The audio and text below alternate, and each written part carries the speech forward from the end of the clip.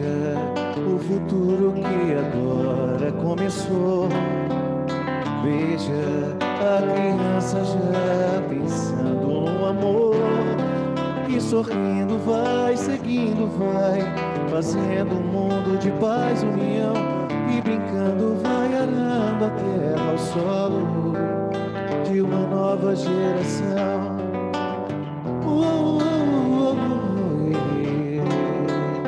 Veja a semente que o tempo fez brotar.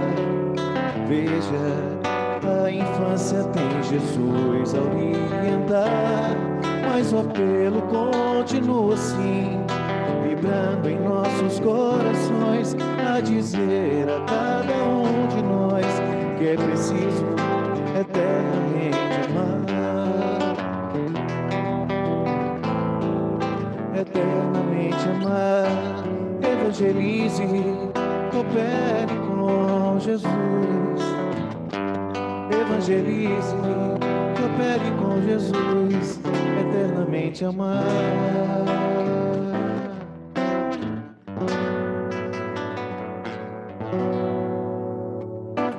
Boa noite para vocês, boa noite a todos aí do Centro Espírita Fé e Amor. Maravilha, maravilha estar com vocês, uma ótima noite. Muito feliz de estar aqui mais uma vez, sempre.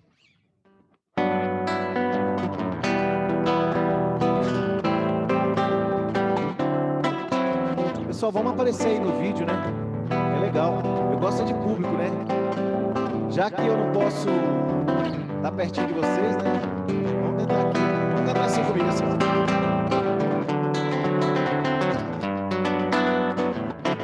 Somos companheiros, amigos, irmãos, que vivem alegres pensando no bem. A nossa alegria é de bons cristãos, não ofende a Jesus, nem fere a ninguém. A nossa alegria é o bem do Evangelho, é o bem do Evangelho. Vibra e contagia, da criança ao velho, da criança ao velho. Mesmo entre perigos, daremos as mãos, como bons amigos, Quem sabe canta comigo lá? Como bons cristãos, sempre ombro a ombro, sempre lado a lado, vamos trabalhar com muita alegria, pelo espiritismo mais cristianizado, pela implantação da paz e harmonia. A nossa alegria é o bem do Evangelho, vibra e contagia, da criança ao velho, mesmo entre perigos, daremos as mãos, como bons amigos, como bons cristãos.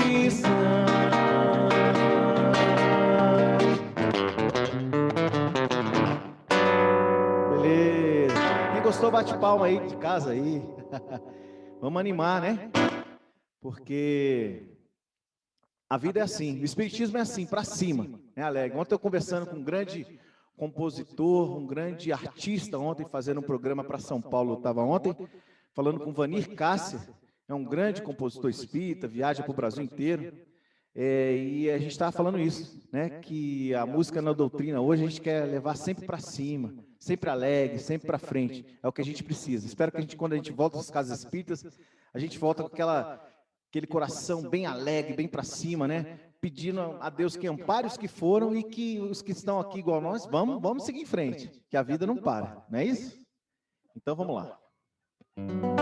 Vou cantar uma canção minha, nova, que ela retrata muito isso, uma canção que foi feita na filha da Covid, a gente fala, né? Foi feita nessa pandemia, mas para a gente levantar o nosso astral.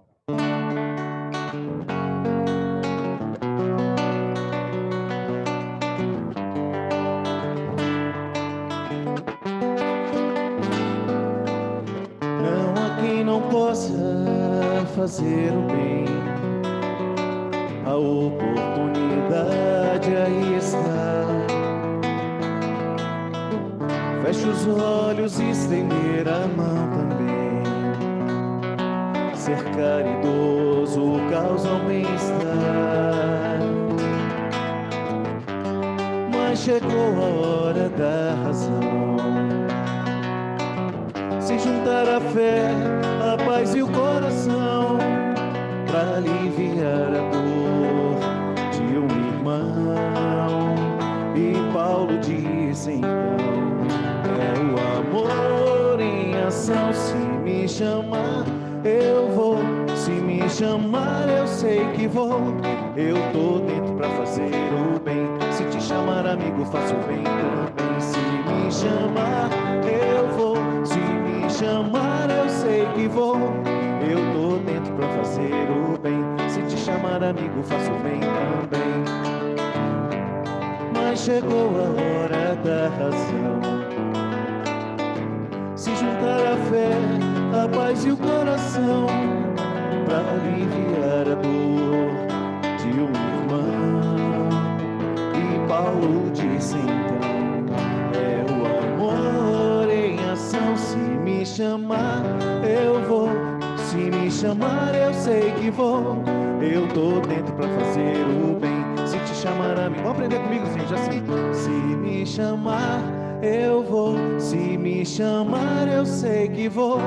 Eu tô dentro pra fazer o bem. Se te chamar, amigo, faço o bem também. Se me chamar, eu vou. Se me chamar, eu sei que vou. Eu tô dentro pra fazer o bem. Se te chamar, amigo, faço. Só vai terminar, vamos. Se me chamar, eu. Se me chamar, eu sei que vou. Eu tô dentro pra fazer o bem. Se te chamar, amigo, faço o bem também. Beleza.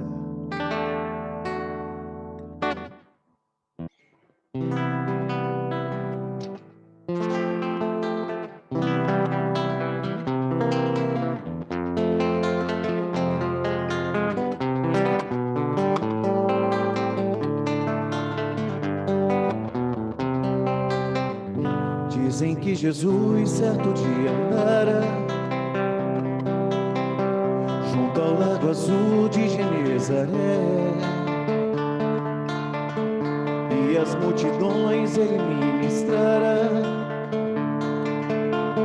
seus ensinamentos de amor e fé.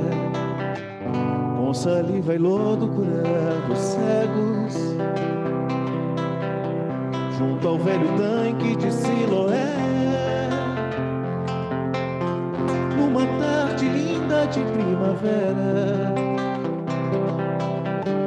outros mais prodígios ele fizera na cidade santa de Nazaré.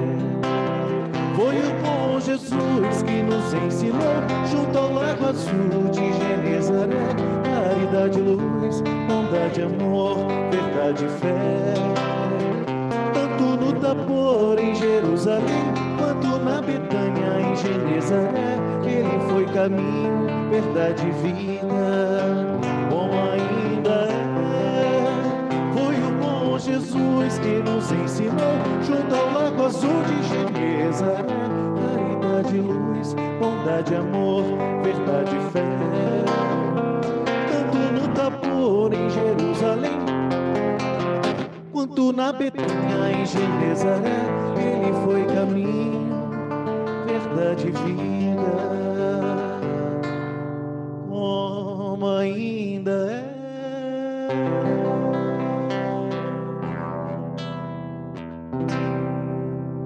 Beleza. Gente, eu espero que quando eu voltar, eu volto com essa mesma empolgação que eu estou fazendo nas lives. Eu estou fazendo essas lives com tanta empolgação, com tanto amor. Eu, às vezes, vou para o trabalho, já deixo tudo pronto aqui para chegar e fazer as lives. Eu estou fazendo bastante. Espero que as pessoas me chamem também, né? Também, porque tem esse negócio também, né, Emília? Não é isso? Chamar depois para ir para o Fé e Amor, para outros lugares. Eu tenho tanto convite para o Brasil inteiro que eu estou fazendo live, que eu estou com medo do meu bolso para poder viajar. Mas está muito bom, está muito legal. A gente vai... Mas realmente a gente quer chegar pertinho, né? Mas tá perto, falta bem pouquinho para a gente chegar perto de todo mundo, né? Vamos lá, então. Para a gente encerrar, quero agradecer mais uma vez. Obrigado a todos vocês aí, Leni, minha amiga também, ao Paulo aí, Emília. Obrigado, Heloísa, pelo carinho, a Zilda, todo mundo que está aí. Um beijo, Vilma, Márcia, todo mundo aí. Beijo no coração de vocês, Aristide, tem muita gente boa. E eu espero estar com vocês o mais rápido possível lá no FEAMU, tá bom? Então vamos cantar uma música mais tranquila para que a gente possa nos preparar.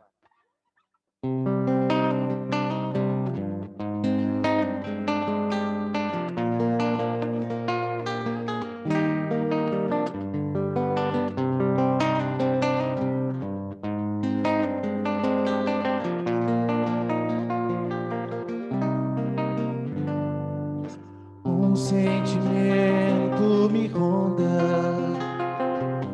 não sei dizer, tudo é novo pra mim.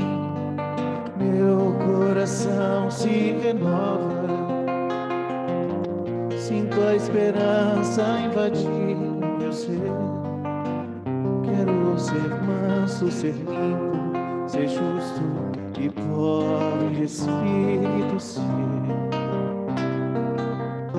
Tua palavra me sonda, me conta do reino que espera por mim. Eu te ofereço meu pranto, as dores da alma que quer renascer. Eu ouvi tua voz, teu falar me encantou e seguir caminhar e saber pra onde vou. Eis-me aqui, minha dor serenou.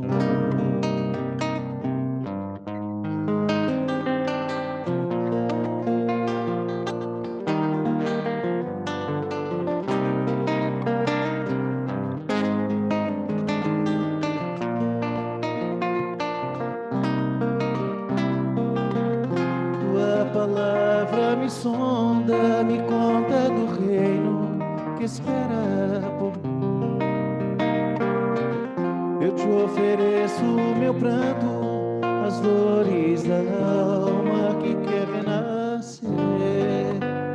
Eu ouvi tua voz, teu falar me encantou e seguir caminhar e saber pra onde vou.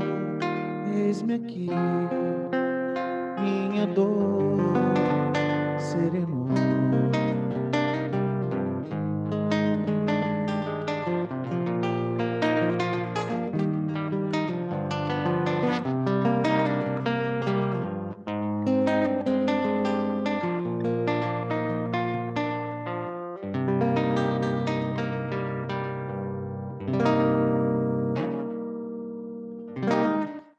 Gente, obrigado pelo carinho, muita paz para vocês, muita luz, uma ótima noite. Se Deus quiser, toda vez que chamar, a gente está aqui. A gente tem muito carinho quando a gente recebe o convite para estar aqui com vocês, principalmente numa temática tão necessária no nosso dia a dia, já alertada pelo codificador no capítulo da regeneração da humanidade, e trazida 9 exemplos no livro O Céu e o Inferno, sobre a temática do suicídio. O codificador já nos alertava de que a ascensão dos casos de suicídio ia ser tão grande ao longo do tempo, que inclusive entre as crianças, a gente ia ter notícia de muitos casos acontecendo. E realmente nos traz muita alegria, apesar de não ser um tema alegre, de poder discutir isso abertamente dentro de uma casa espírita, porque ela é um pronto-socorro das almas. Muitos dos nossos irmãos em sofrimento, meus amigos, procuram os atendimentos fraternos, mesmo no modo online, para buscar ajuda, para buscar respostas para suas angústias, para buscar o consolo para os seus corações. E a gente tem visto dentro das associações médico-espíritas e mesmo dentro da nossa AME Planalto, inúmeras criaturas que entram em contato com a gente justamente para buscar respostas, para buscar uma casa espírita que esteja aberta, que tenha um atendimento fraterno online, para que elas possam entrar em contato. E a gente vê que o desespero toma conta de muita gente. Nesse momento pandêmico, agora um pouco menos estressante, mas principalmente no ano passado, o número de ideação suicida subiu bastante. Mas a gente sabe, meus amigos, que quando a gente fala no suicídio, nós estamos falando no momento em que nós estamos tendo a possibilidade de derrubar tabus. Porque a primeira medida preventiva para que a gente possa derrubar os índices de suicídio é a educação. É preciso deixar de ter medo de falar sobre o assunto, derrubar tabus e compartilhar informações ligadas ao tema, porque o assunto merece uma urgência. É mais do que uma emergência, é uma urgência. E aí a gente faz um recorte no livro Boa Nova, quando Humberto de Campos nos fala de um período, de um momento muito especial, onde essa temática do suicídio é inserida. Quando Cristo está prestes a deixar este mundo, no período da sua crucificação, no momento da sua crucificação, chega perto dele uma entidade angélica, vinda de altas esferas. E o Cristo, então, balbuciando suas últimas palavras, logo depois do seu diálogo com João, o evangelista, e Maria de Nazaré, aí está a tua mãe, aí está o teu filho. Essa entidade angélica, atraída pelo pensamento misericordioso do Cristo, chega bem pertinho dos seus lábios e tenta entender o que ele estava querendo dizer. E o pensamento e a fala balbuciante de Jesus emitia a ele uma orientação que fosse atrás de Judas, que havia acabado de cometer o suicídio. E esta entidade angélica mergulha nas profundezas da terra e vai em busca de Judas. Então a gente vê que no Gólgota nós já temos uma medida preventiva para a nossa educação. É ir em busca daquele que sofre. É ir em busca daquele que realmente precisa falar, precisa jogar para fora as suas tormentas. Porque, meus amigos, a Organização Mundial de Saúde traz para nós que ocorre em torno de 800 mil casos por ano de suicídio. Diariamente, 2.200 casos por dia, sendo que desses 2.200, 32 são aqui no nosso país, equivalendo então a uma morte a cada 40 segundos e uma tentativa a cada 12 segundos. Enquanto eu estou terminando de falar esta frase, uma criatura no planeta está tentando o suicídio. E para cada suicídio consumado, há entre 6 a 10 pessoas envolvidas nas suas consequências diretas, geralmente os familiares, mas também impactados os seus amigos, daquele que tentou o suicídio, concluído ou não. Então a gente vê que não é uma estatística pequena. Não adianta nós não querermos falar no assunto, porque ele acontece no nosso dia a dia, com pessoas que às vezes a gente nem tem a ideia de que estão passando por essas tormentas. Porque muitas vezes, meus amigos, nós temos a ficção de achar que isso não acontece, mas nós sabemos que acontece. Não precisaria do codificador nos alertar no capítulo da regeneração da humanidade, porque isso acontece independente do critério religioso, porque faz parte das aflições humanas, faz parte das dificuldades internas, faz parte daquilo que muitas vezes nós chamamos de ambivalência. A criatura não vê uma luz no final do túnel, ela não quer se suicidar, mas ela não vê outra alternativa, porque o que ela quer é acabar com aquela dor que realmente lhe vem na alma.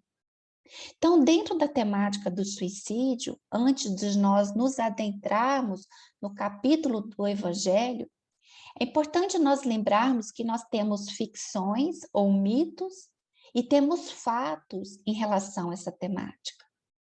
Muitas pessoas dizem, pessoas que ficam ameaçando o suicídio não se matam. Ao contrário, a maioria daqueles que tentam se matar, eles avisam antes da sua intenção, seja numa fala, ou seja numa mudança do comportamento.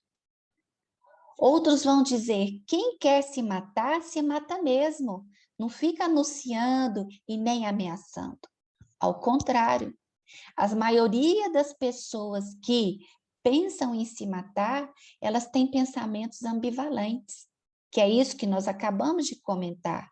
A ambivalência nada mais é do que eu querer acabar com aquele sofrimento em que eu estou mergulhado, mas eu não quero tirar a minha vida.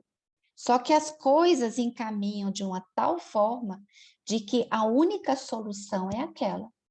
Então, se passa pelo caminho da ideação.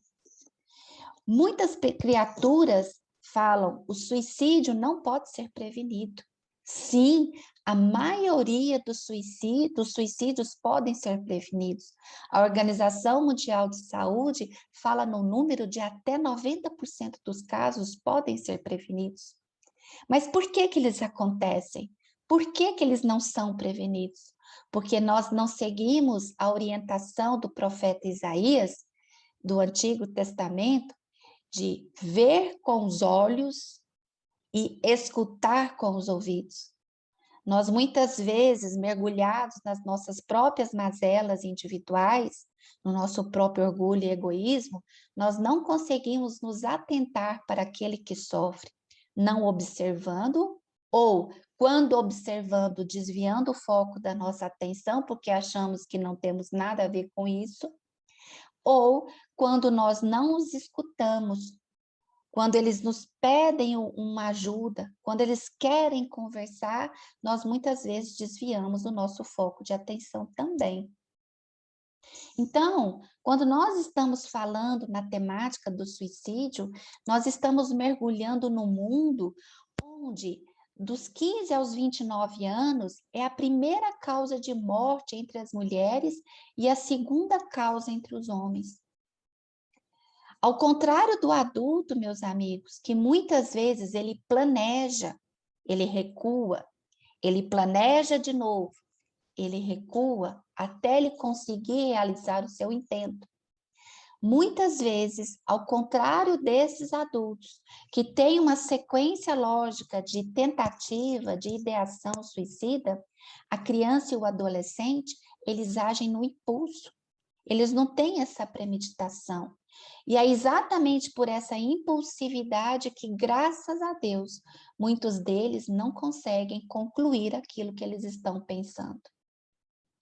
Porém, se nós observarmos as crianças e os jovens, mas também os adultos, muitos deles trazem nos seus corpos físicos os sinais de automutilação, porque para muitos deles, automutilar-se, cortar a sua pele, nos faz saber que aquele momento em que ele vai contra o seu organismo, ele está tentando sufocar uma dor que é muito maior na sua alma. Para cada adulto que tenta um suicídio, nós temos no mínimo 10 tentativas, nesse caráter da ambivalência. E principalmente no caráter de que ele chega perto do seu intento, ele desiste e recua, mas aquilo fica martelando porque ele não consegue resolver de uma maneira clara aquilo que realmente lhe fere a alma.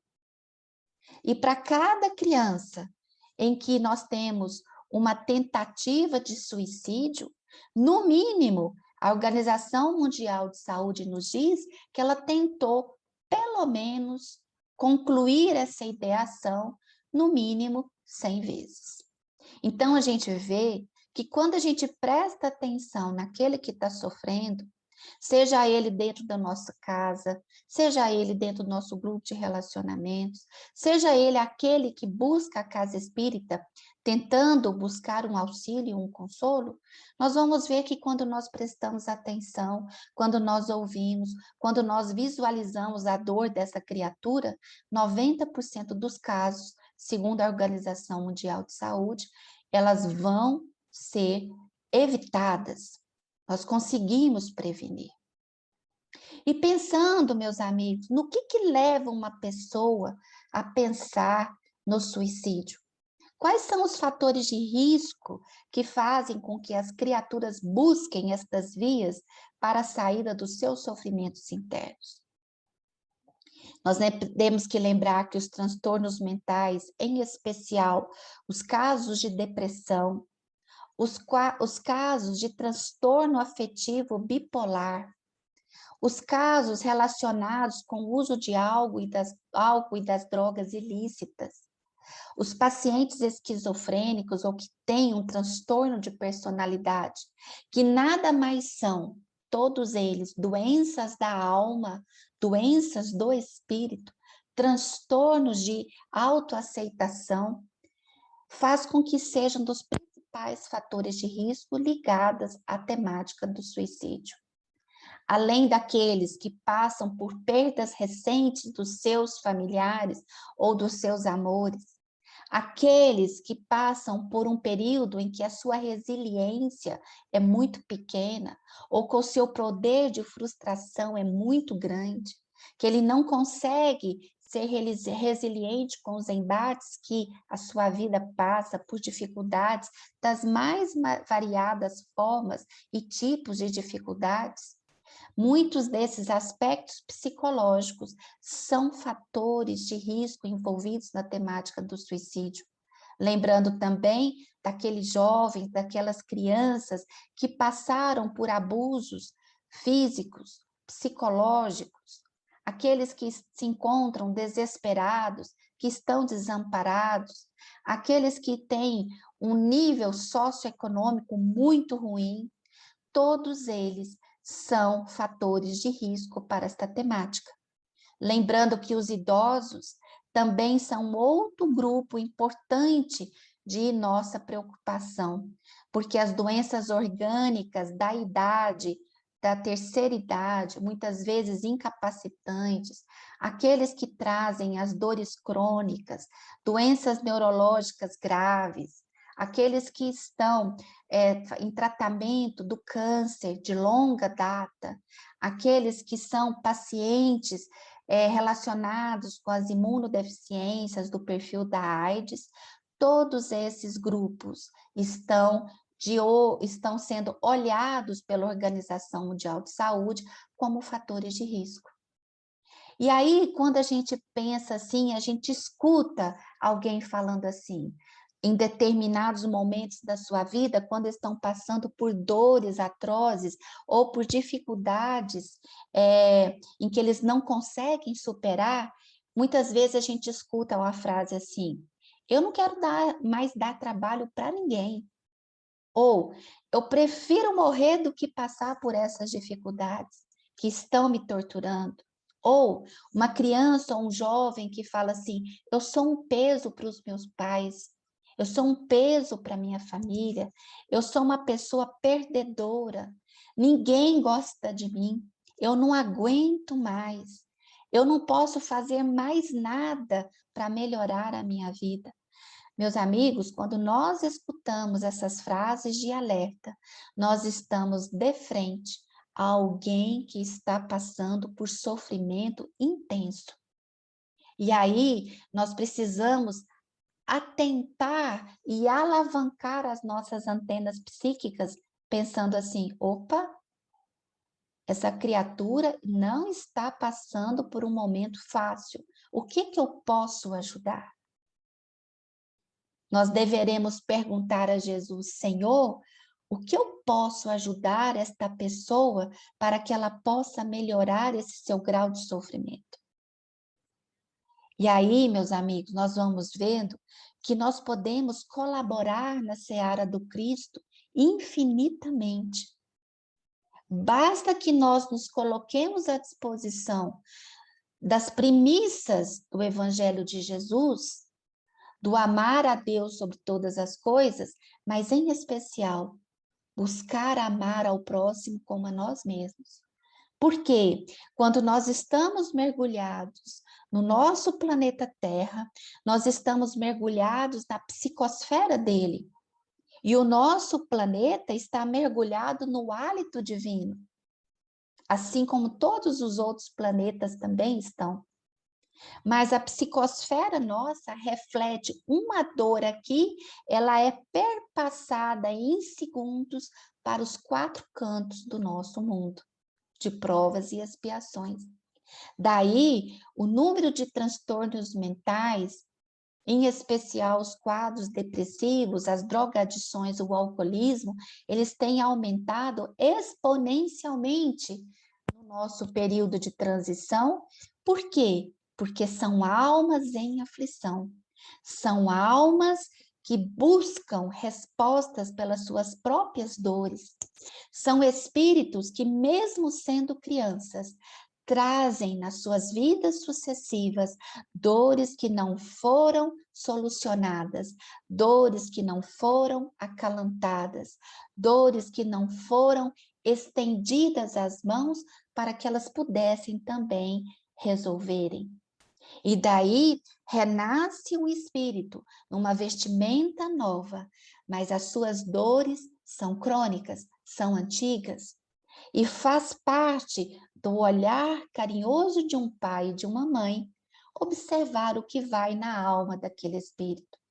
Faz parte de um olhar carinhoso de um filho ou de uma filha observar o sofrimento que vai na alma de seu pai ou de sua mãe.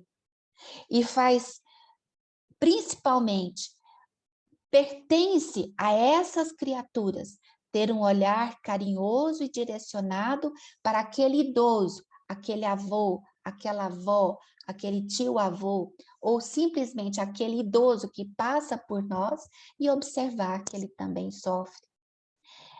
Mas muita gente pergunta, né? Em briga de marido e mulher, ninguém põe a colher. Por quê? Porque parte-se do princípio que a briga é do outro.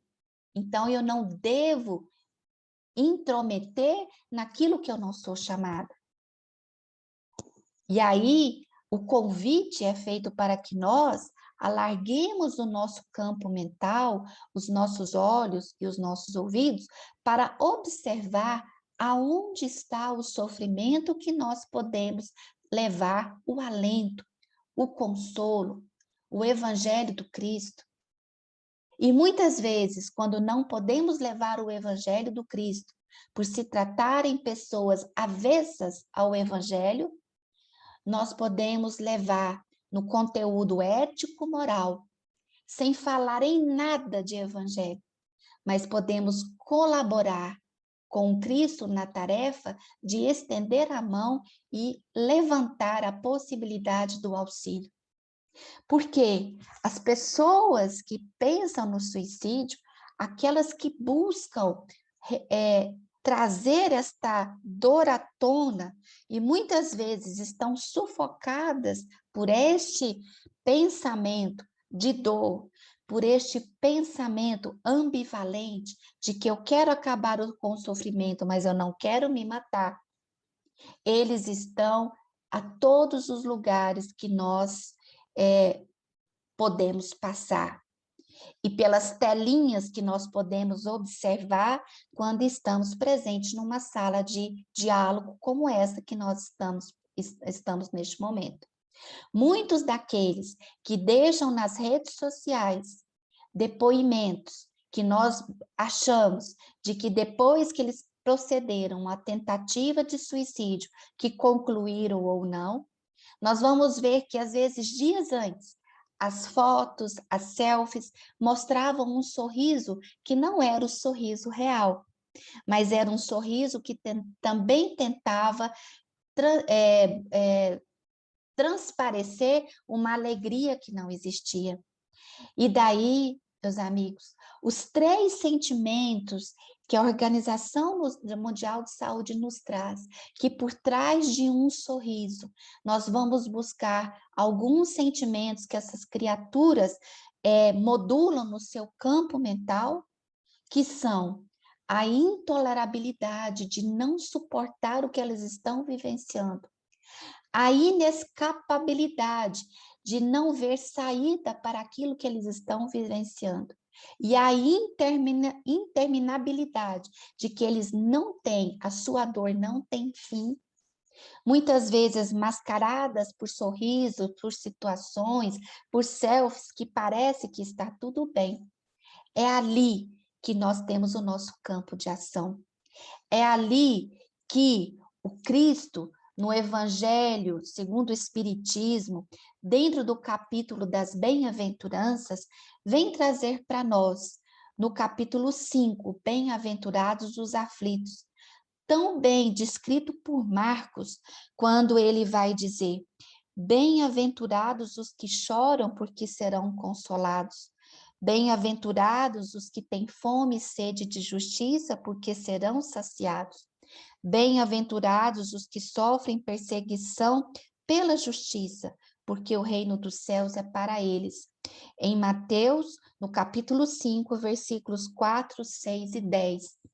Nós vamos vendo, meus amigos, que aí faz parte do nosso trabalho de seres humanos, buscar levar o consolo, o esclarecimento para aquele que está em aflição. Nós sabemos, neste capítulo 5º do Evangelho segundo o Espiritismo, que a aflição tem uma causa. Ela pode ter uma causa anterior, quando em vidas anteriores os equívocos acompanharam aquelas criaturas que sofrem. Nós temos, às vezes, a causa da aflição nesta vida atual, em que os equívocos que nós traçamos aqui são determinantes para que nós não consigamos superá-los, redimensioná-los, ressignificá-los, e isso traz um tormento atroz. E nós vamos ver que esses equívocos vão ser causa das aflições futuras, porque o próprio ser espiritual, ele vai levar para uma vida posterior as aflições que ele vai trazer e buscar nesta vida atual daquilo que ele não conseguiu definir de uma melhor maneira possível. E isso nos preocupa. Isso deve ser causa da nossa preocupação atual, não só como trabalhadores da casa espírita, mas como seres humanos que dividimos o nosso planeta, a nossa casa planetária, com todas essas criaturas em sofrimento. Então, o Setembro Amarelo, ele é um momento especial de todo o planeta, onde nós podemos buscar, seja nas informações epidemiológicas, seja nas informações médicas, seja nas informações dos nossos amigos da psicologia, seja nos grupos, nas organizações não governamentais que trabalham com essa temática de trazer uma ajuda àquele que sofre, seja dentro da nossa casa espírita, seja nessa doutrina consoladora que nos traz, em última instância, a riqueza do Evangelho redivivo de Jesus.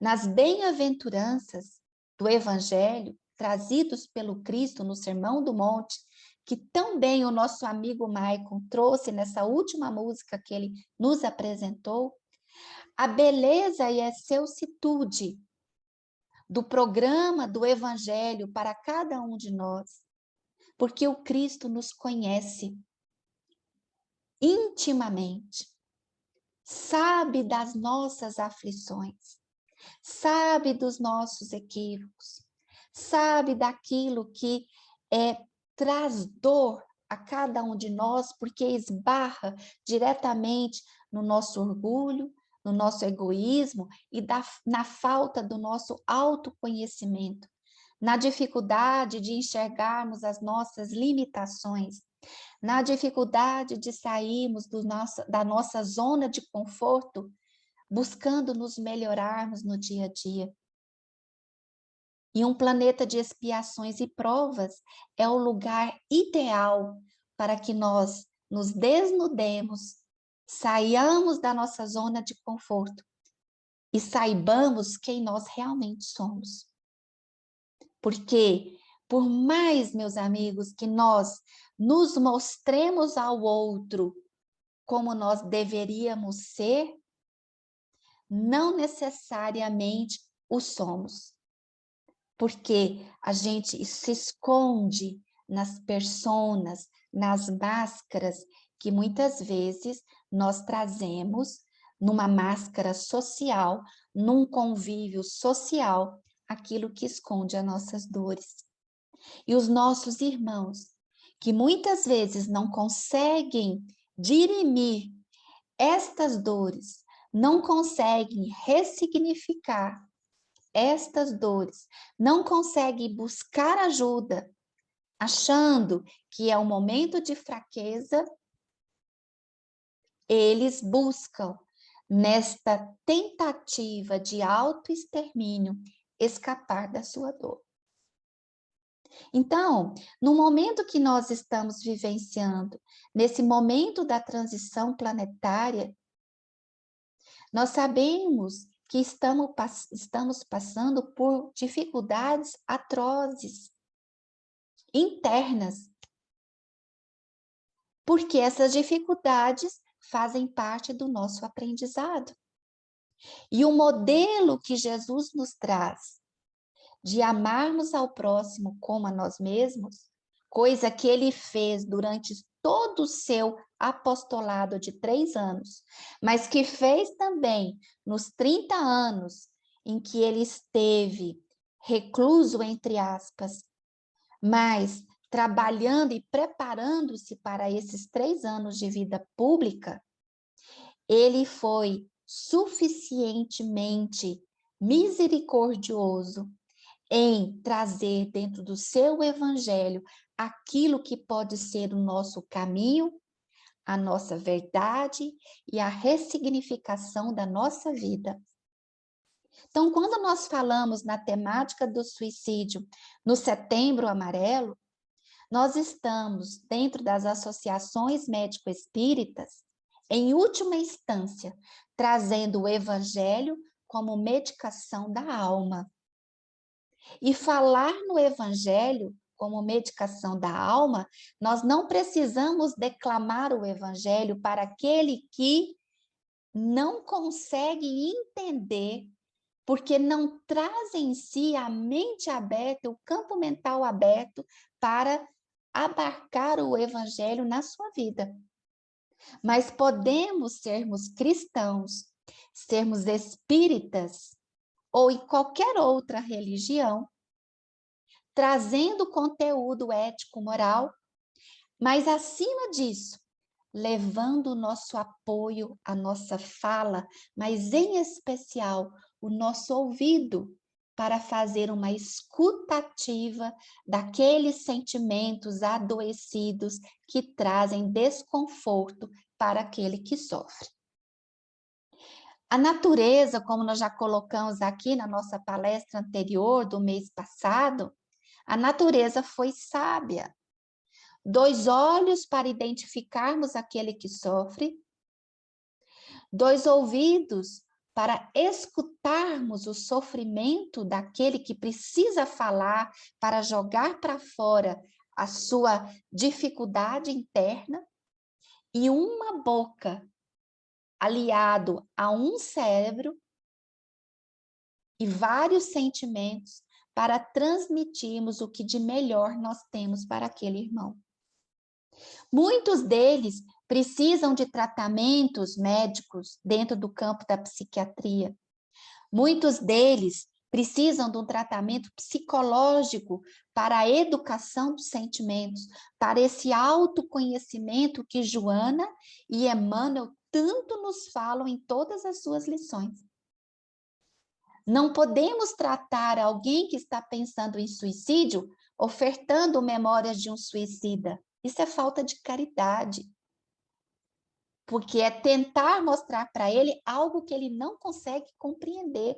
Como é que você vai mostrar uma memória de suicida falando que ele vai passar séculos, anos, milênios sofrendo no Vale dos Suicidas? Nem Dona Ivone do Amaral Pereira traz esse ensinamento para a gente.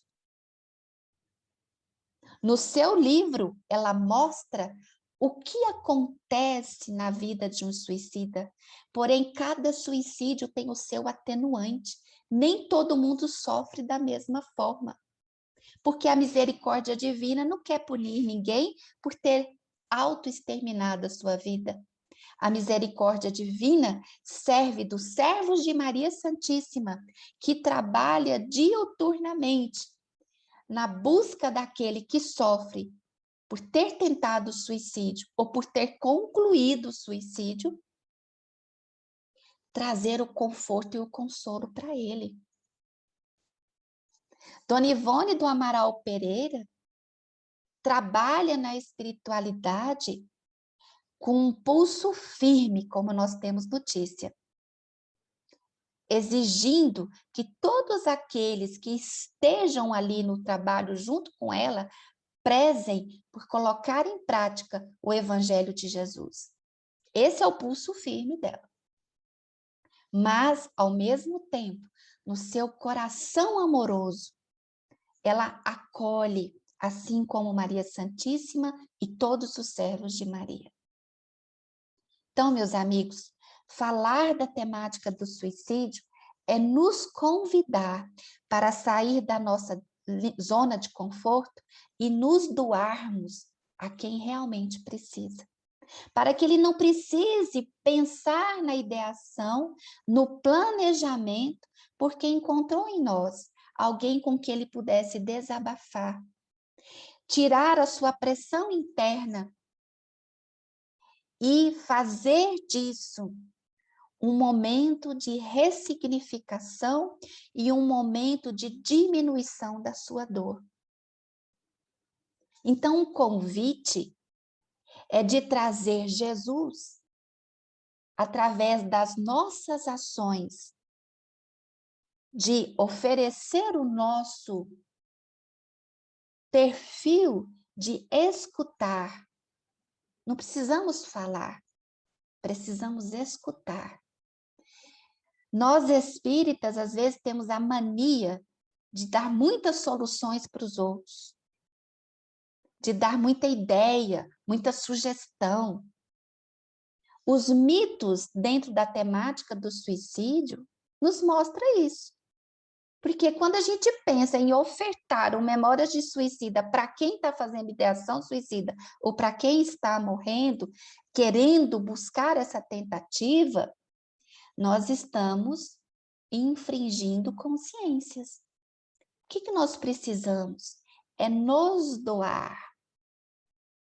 É falar pouco, mas escutar mais.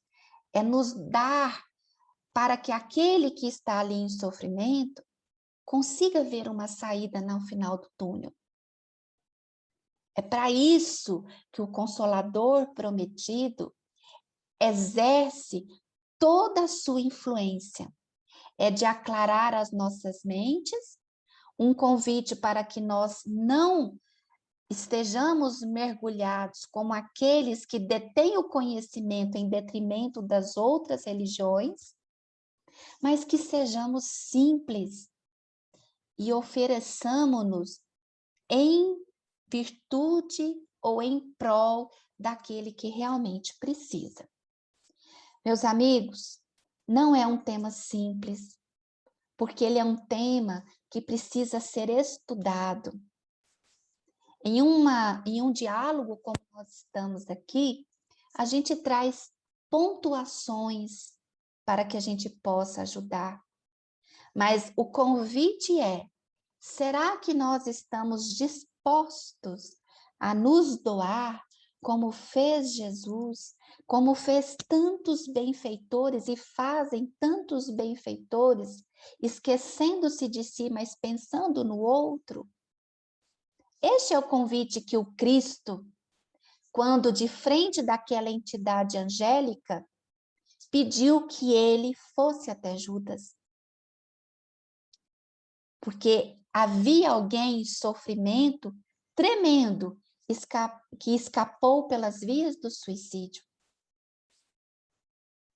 O convite que Maria Dolores e Amélia Rodrigues nos fazem nos seus textos relativos ao suicídio é fazer com que nos sensibilizemos com esta temática e procuremos trazer à luz da doutrina espírita esclarecimentos evangélicos para todos aqueles com que nós conversamos.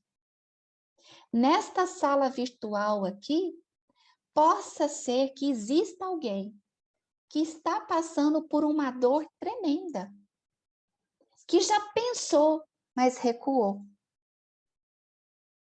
Então, é uma temática que nós precisamos aprender a entender que somos nós que precisamos ir até eles.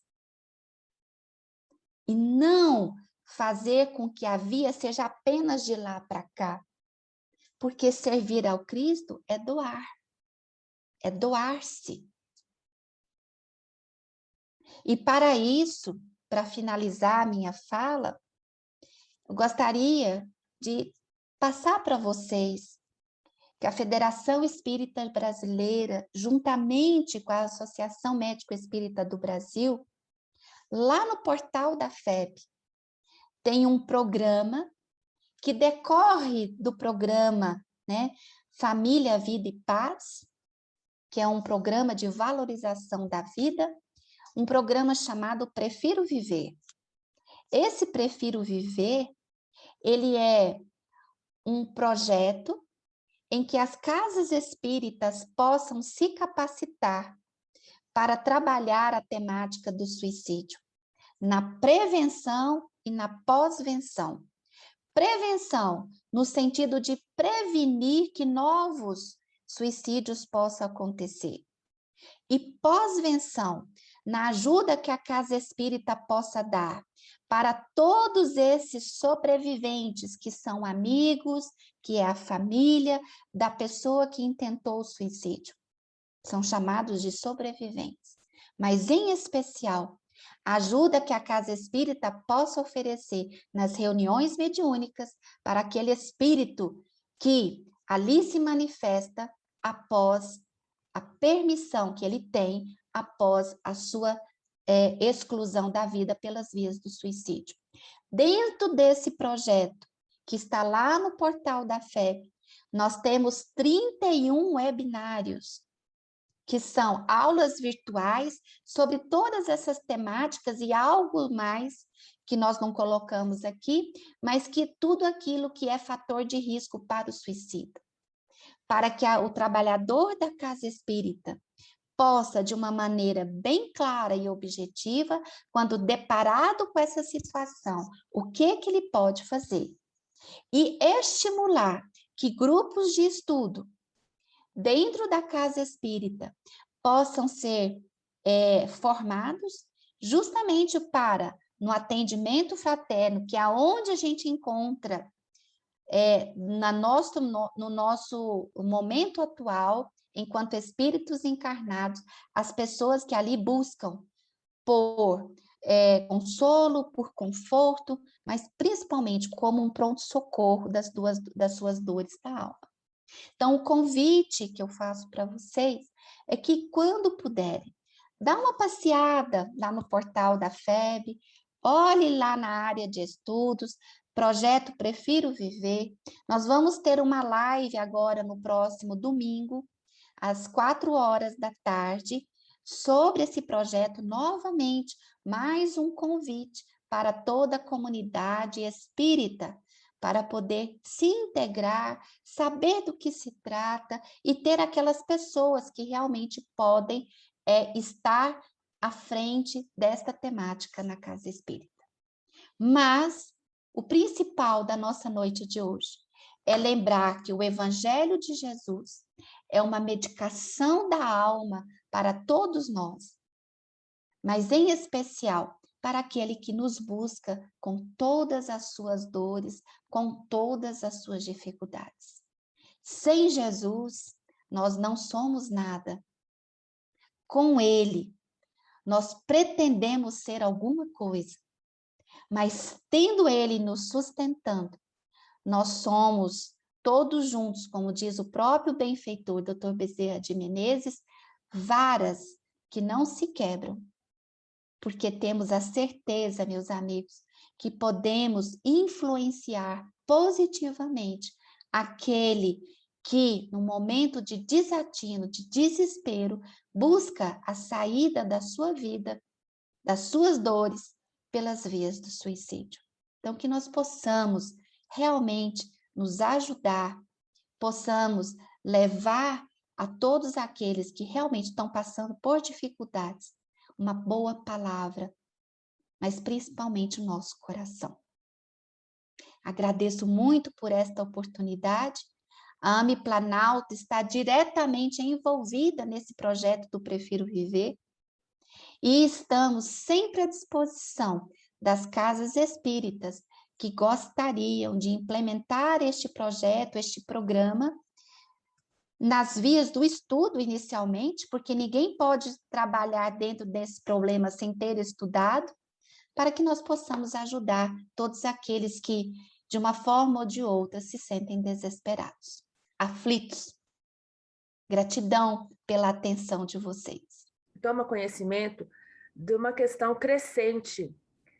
Nós temos aqui entre nós evangelizadoras, a questão crescente de suicídio com crianças de 10, 8, o que eu sei que houve na Inglaterra, me parece, de 8 anos. Então, como as casas espíritas, eu sei que vai estar nesse projeto aí que você está falando na fé, mas o que você poderia resumir aqui para nós, que somos evangelizadores, somos mães, somos avós, somos tias, sobre essa questão das crianças e essa tendência, parece assim, não sei se tendência, mas essa busca pela solução do suicídio com 10 anos de idade. Só para complementar, porque eu ia fazer justamente dessa mesma linha de raciocínio, já dá para responder tudo de uma vez, tá? Desculpa. Sim, Heloísa. Porque, Márcia, só para complementar também a pergunta, eu vi um estudo pela Universidade de Texas, junto com uma revista americana, que a religião, né, um componente religioso é uma espécie de proteção, assim, ajuda um pouco mais nessa questão de pensamentos suicidas. Só que o estudo falava que isso foge à regra na questão da população LGBT, pelo conflito que possa ter dentro de casa sobre a existência, sobre, enfim, se sentir ferido. Então, a pergunta era, como a casa também pode ajudar no acolhimento dessa questão, né? Que tem vários jovens também que a gente vê nesse caso. Certeza. Então, vamos responder uma de cada vez. Emília, nossa criança mais jovem que nós tivemos notícias nessa ideação suicida, nessa tentativa, no projeto do levantamento estatístico da mediunidade na infância, tinha 5 anos. O que uma criança de 5 anos, de 8 anos, busca sair pelas vias do suicídio da vida? Nós temos que observar essa família. Nós temos 4 modelos de família pela psicologia. A família autoritária, que foi a que a maioria de nós, acima dos 50 anos, fomos criados. Existia, assim, para ver se vocês conseguem ver, essa distância entre pais e filhos. Não tinha diálogo. O nível de exigência era muito grande e a afetividade era mínima. né? Então, nesse perfil, nesse modelo de família, os filhos se sentem excluídos. Um outro modelo de família que a gente observa são as famílias permissivas, que são famílias que os pais não estão hiper preocupados com eles, em conjunto ou em separado, trabalham muito para dar tudo de melhor para os seus filhos, mas não têm a mínima paciência de educá-los. Então, eles fazem tudo do jeito que quer, da hora que quer, não admitem ser frustrados. Os pais também têm dificuldade de se frustrarem pela vida. Isso causa sofrimento, porque as crianças estão abandonadas. Existe a família negligente, que é aquela família que elas estão ali unidas por acaso, porque os pais também não estão nem aí, nem para eles e nem para os filhos. Quem cuida são terceiros. Essas crianças estão abandonadas. Assim como nas famílias autoritárias. Porém, o perfil funcional ou autoritativo é aquele perfil em que existe uma certa hierarquia entre pai e mãe, mas eles estão na retaguarda dos filhos, estão de olho. É aquilo que aquela criança às vezes está fazendo isso ou aquilo, os pais estão ali em cima para saber se está fazendo certo, se está fazendo errado, se está fazendo errado, corrige, mostra por que ele está errado, como deve de agir, o respeito ao próximo. São crianças que serão adultos adequados, sem grandes frustrações, porque aprenderam a se frustrar. Então, quando a gente observa esses 3 perfis de famílias autoritárias, negligentes e permissivas, são dentro delas que a gente tem o maior índice de drogadição, prostituição, suicídio na infância e na adolescência. Então, está dentro do lar o fator agressor, que é a falta de exigência nos lares permissivos e negligentes, a exigência excessiva nos lares autoritários, mas nenhuma afetividade nesses 3 lares. E daí você vê crianças que sofrem bastante, crianças que não são olhadas, crianças que são negligenciadas, crianças que buscam seus pais e não encontram um anteparo. Isso faz que a depressão infantil se instale, olhando só o aspecto material, tá? Que a depressão infantil se instale e ela vai buscar outros caminhos para sair desse sofrimento. Agora, do ponto de vista espiritual, nós vemos crianças hoje que são espíritos sofridos do passado ou equivocados do passado, que não conseguiram resolver as suas questões internas e essas dores migram com o espírito para a existência atual. E aí, em algum momento, vai ser desencadeado algo que vai levar ao start e ela procurar as vias do suicídio. Nisso tudo junto e misturado, nós temos também o fator dos transtornos mentais da infância, que fazem com que as crianças, por não terem maturidade emocional, elas também busquem as vias do suicídio. Então, Emília, dentro do lar, às vezes está a grande resposta. E é isso que eu estou falando. Nós temos 2 olhos, 2 ouvidos, e a gente não vê, e a gente não escuta, e a gente quer que as coisas aconteçam sem passar por essas vias. Mas o olho de mãe, o olho de pai atento, observa as tendências dos seus filhos e buscam soluções para que isso realmente melhore no quesito de superar essas dificuldades internas. Entendeu? Então, esse é o grande desafio da família do século XXI, porque o número de famílias permissivas e negligentes, elas são estratosféricas, está acima daquilo que a gente consegue observar. Né? Então, infelizmente, viu, Emília? Mas a gente tem um outro grande contingente de pais que estão atentos. Então, isso nos traz tranquilidade nesse sentido, mas preocupação quando a gente vê criança de 5 anos se atirando das escadas tentando se matar. E avisar que, se não concluiu, avisar que tentou se matar porque não estava aguentando mais. Então, a gente vê como que essas coisas realmente são engendradas na cabecinha deles, né? E eles vão buscar sair disso de alguma forma ou de outra. Tá bom, obrigada, Márcia. Nada. Heloísa, população LGBT, a gente também sabe que eles têm um alto índice de suicídio. Por quê? Porque eles não são, muitas vezes, são relegados pela família, eles, às vezes, não são compreendidos nas suas dificuldades, mesmo da expressão da sua sexualidade, seja no âmbito social ou no âmbito familiar. Porém, isso não isenta, Heloísa, de que os pais, mesmo quando as crianças são pequenas, e muitas crianças da população LGBT, adultos, né? Muitas crianças já têm os seus perfis formados quando são crianças, são pequenos. Então, a gente consegue perceber. Porém, a religião, e acima da religião, a espiritualidade, aí eu não estou falando de espiritismo, eu estou falando da ligação da criatura com o Criador. Isso é obrigação dos pais. Falar assim, ele vai escolher a religião que ele quer quando ele crescer, como é que ele vai escolher se ele não conhece?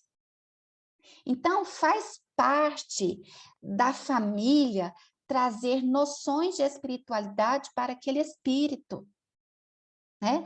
Muitos pais que nem espíritas são, nem católicos são, eles têm um perfil espiritualista que eles trazem a espiritualidade para a sua família. Agora, o fator de proteção que a religião e a espiritualidade traz é muito grande. Isso tem um nome, chama coping. É o quanto as noções de espiritualidade e religiosa, elas vão interferir positivamente na vida do indivíduo, dizendo que algo existe acima dele ou dentro dele que vai trazer um consolo e um conforto de tal forma que ele consegue experienciar situações difíceis e, consequentemente, superá-las.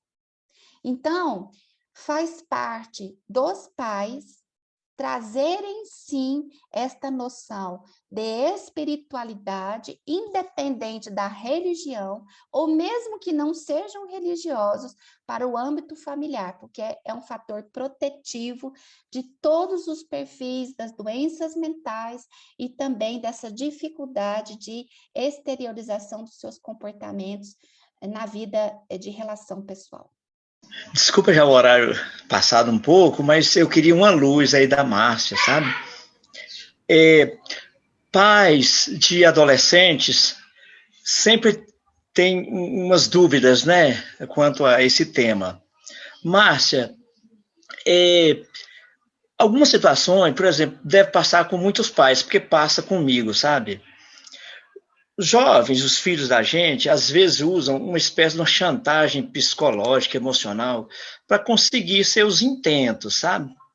E aqui em casa, por exemplo, ainda bem que meu filho não está aqui, eu posso perguntar à vontade, sabe? Mas, assim, se nega para eles, aí entra em depressão, sabe? Choram e toca na palavra do que a vida não está valendo viver, suicídio, se matar. Aí eu queria uma luz assim. Há um divisor entre a gente não se deixar ser reféns e também não descuidar de possíveis futuras, né, possibilidades. Existe um divisor chamado diálogo, conversa olho no olho. Um dos mitos que a gente tem na temática do suicídio, como é seu nome mesmo? Desculpa? Aristides. Um dos mitos que tem no suicídio é não falar. Assim, peraí, você está falando que vai se matar? Eu quero saber, você tem realmente essa vontade? Muita gente fala, Aristides, que se tocar nesse assunto estimula. Isso não é verdade. Então, assim, quando seu filho ou qualquer pessoa que vocês conheçam que tem um adolescente ou um jovem que está falando isso, chegue olho no olho e pergunte. Porque olhando o olho no olho, você vai saber se ele está fazendo disso um subterfúgio, uma pressão para aquilo que ele quer e não está sendo correspondido, ou seja, está sendo frustrado, e às vezes a pessoa não tem resiliência e não sabe lidar com a frustração. Aí o seu papel de pai, da sua esposa, de mãe, é enfrentar essa situação e, olho no olho e frente a frente, pedir para que ele possa concluir o raciocínio, porque enquanto fica na ameaça, não existe um raciocínio concluso. Existe uma ameaça. E se está ameaçando, aí que entra o pai e a mãe para orientar que não é por ameaça que se consegue as coisas.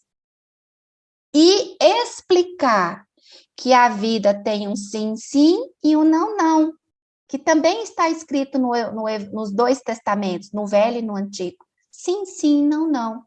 E nós temos que nos movimentar nesse período. Então, dentre essas duas linhas. Então, Aristides, o que fazer? Diálogo, conversa clara. Qual a idade?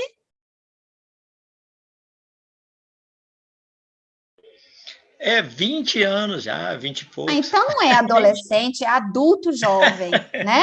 Desde a adolescência, né? Mais ainda que o diálogo fraterno, mas com firmeza, com possibilidade de mostrar o que é certo e o que é errado. Esse seria a minha orientação. Senão você sempre vai ficar na corda bamba, né? Tá bom, obrigado.